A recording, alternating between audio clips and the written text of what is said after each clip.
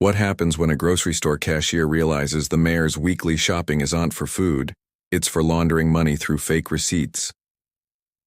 Linda was about to discover that her 15 years of retail experience had trained her to spot the biggest political corruption scandal in her town's history. The fluorescent lights of Peterson's grocery hummed overhead as Linda Rodriguez scanned items at Register 3, the same position she'd worked for 15 years. At 48, Linda knew every regular customer, every product code, and every store policy by heart. Her job might seem simple to outsiders, but Linda took pride in her expertise and attention to detail.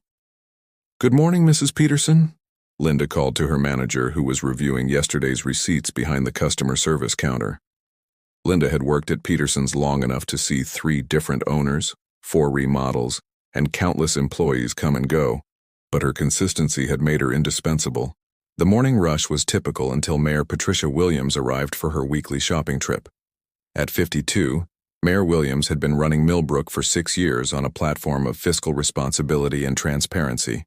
She was popular, professional, and always friendly to the staff. "Linda, how's your daughter doing at community college?" Mayor Williams asked while loading her cart with an unusual assortment of items. "She's doing great, thank you for asking," Linda replied, but her trained eye was already noting something odd. Mayor Williams' cart contained exactly 47 items, all different, all expensive, and none of them appearing to be for actual household use. A single organic apple, 1 luxury shampoo bottle, a premium steak, imported cheese, high-end cleaning supplies. Items that suggested she was buying one of everything rather than shopping for meals or household needs. Over the following weeks, Linda began noticing a disturbing pattern in Mayor Williams' shopping behavior. Every Tuesday at exactly 10:15 a.m., the mayor arrived with a cart containing precisely 47 items, always totaling between $847 and $923, always paid for with cash from an envelope she carried separately from her regular purse. Linda's 15 years of retail experience had taught her to recognize unusual purchasing patterns: shoplifters, coupon fraud, return scammers. But Mayor Williams's behavior was different. Too systematic to be random, too expensive to be necessary, and too regular to be coincidental. More concerning was what happened to the groceries.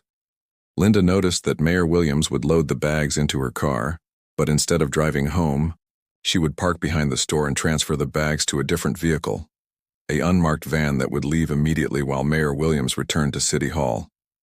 Linda's customer service training had taught her to remember details, and she'd begun documenting the mayor's purchases out of professional curiosity that was becoming genuine concern. The breakthrough came when Mayor Williams accidentally dropped one of her receipts while juggling her purchases and phone. Linda retrieved it, intending to hand it back, but the mayor had already left the store. Examining the receipt more carefully, Linda noticed something impossible. The date stamp showed the purchase had occurred 3 days in the future, and the transaction number was part of a sequence that hadn't been reached yet in the store's daily operations.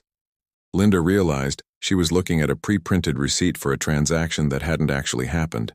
Someone with access to the store's computer system was generating fake receipts that could be used to justify large cash expenditures without requiring actual purchases. The mayor wasn't just buying groceries with mysterious cash. She was participating in an elaborate money laundering scheme that used Peterson's grocery as an unwitting front for converting illegal funds into legitimate-looking retail transactions. But Linda's discovery was just the tip of a conspiracy that involved more than just fake receipts. Because the mayor's weekly laundering operation was funding something far more serious than personal enrichment. What Linda didn't know was that her pattern recognition had uncovered a political corruption network that reached the state capitol. Part 2. When a cashier's attention to detail threatens to expose a multi-million-dollar scheme, how far will corrupt officials go to silence her?